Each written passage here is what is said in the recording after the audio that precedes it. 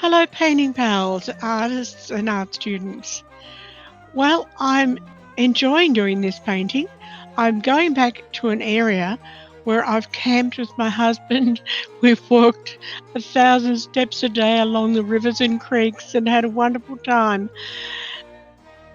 This is near Mile Creek, and I'm doing this for a chat that I'll be doing for a YouTube video about the Mile Creek Massacre. In that video, I won't be talking about the painting. I'll be talking about the area and the history. This is a bronzeel pencil that I'm working with, a pastel pencil. Now, I'm going to be doing this painting in pastels, soft pastels, my beautiful schminky range. But because I need a little bit of detail for the two horsemen and the horses, I'm using the bronzeel pastel pencil to start with because it's quite small. It's actually a lot easier, I find, to do this sort of detail on a very large painting. When you reduce it to print size, it makes you look a very good artist. It's a lot harder to do detail on a small size. I'm using the Fabriano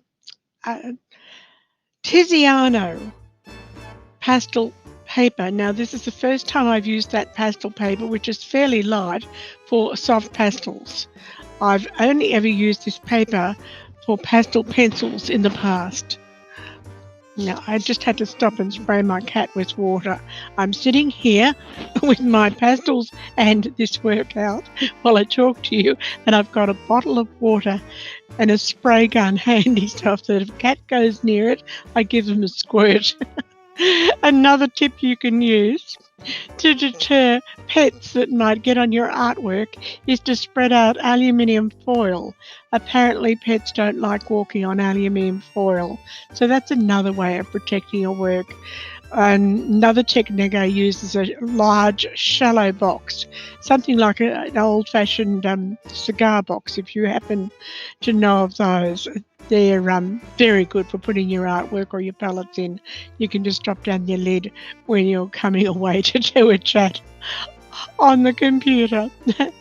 So, yes, well, that's another little thing I've had to learn with having pets in the house, is protecting my artwork from pets.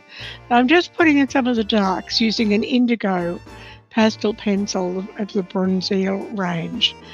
And then I will go in and work on the sky, starting from the top and working down with the soft pastel, and that means that I have less chance of dragging my hand across the soft pastel and spreading or creating dust. Now, if you ever feel that you're just feeling your way in art and you're not sure the direction you're taking, well, you're not alone. Here I am, after a professional career as an artist of 65 years and 10 years of writing novels. I'm still finding my way. I'm still learning. As I said, this is the first time I've worked with a schminky extra soft pastels on this lightweight, lightly textured Tiziano paper. So there's still a lot of experimentation and art ahead of me and finding my way. I can tell you that I'm absolutely loving working with these soft pastels though. From now on, I'm going to keep all my tutorial videos off of YouTube. I've been doing YouTube for something like 15 months or more, and well, I've got enough tutorials there.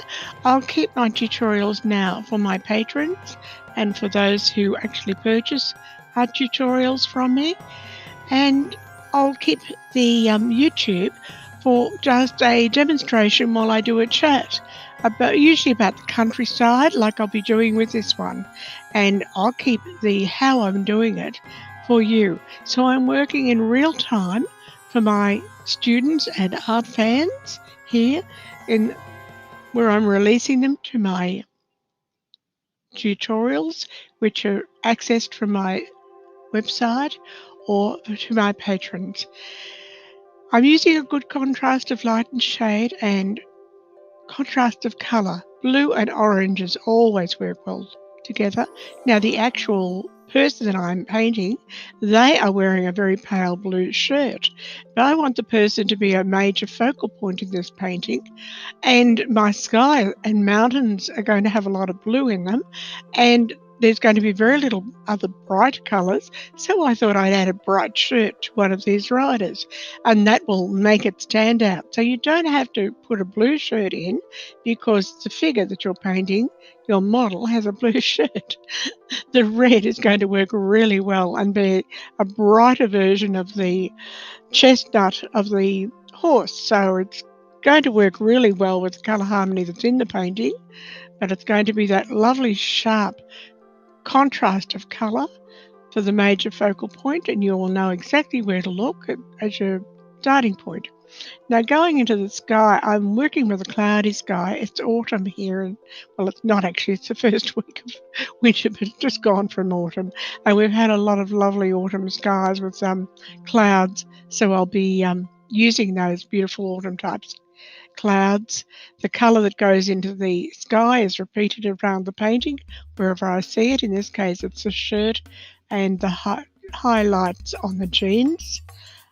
And if I see that same colour in the mountains, I'll apply it. So while I have anytime I've got paint or a pencil or a colour in my hand, I'll always apply it wherever else I see it in the painting.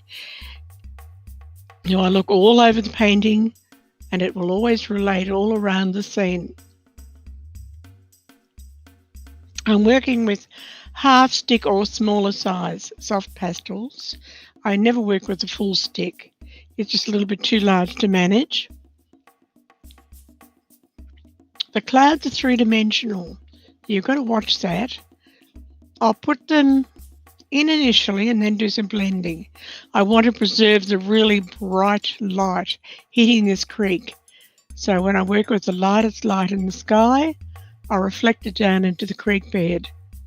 And again, greatest contrast of light and shade right where your major focal point is, and also that'll be the point where you'll have the greatest contrast of colour, the orange and the blue. Take a look at how I do the clouds. I try to create three-dimension in them. The light hits the clouds usually from above, and that means that it'll be a shadow cast on the underside, and there'll also be a shadow on the side if the light is coming from one side. So you need to try to create a three-dimensional curved shape to those clouds with shadow and highlight patterns. So they're things to watch. As the mountains go back into the distance, they're usually getting softer in tone, less contrast and more contrast as things come forward. Again, you see when I have a bit of pastel or colour, I try to repeat it. I get you to ask any questions in the comments that will help me know what things you would like me to cover in following up videos. Rather than specifically trying to do an oil painting on some days of the week and watercolour on others and pastels on other days, I will just work as suits me, which means that there'll be still varied topics and mediums used, that I might go into a block of working in pastels and then a block in working into another medium, but I can be answering your questions relating to whatever you're interested in if you let me know what you would like me to follow up, because I'm happy to chat and explain things as I work. And besides, the need to put three-dimension into your clouds, shadow underneath, make that curved structure a highlight where the sun's coming from, that applies whether you're working in oil paint, watercolour or pastels. So there's no need to be specific about the medium. Happy creativity.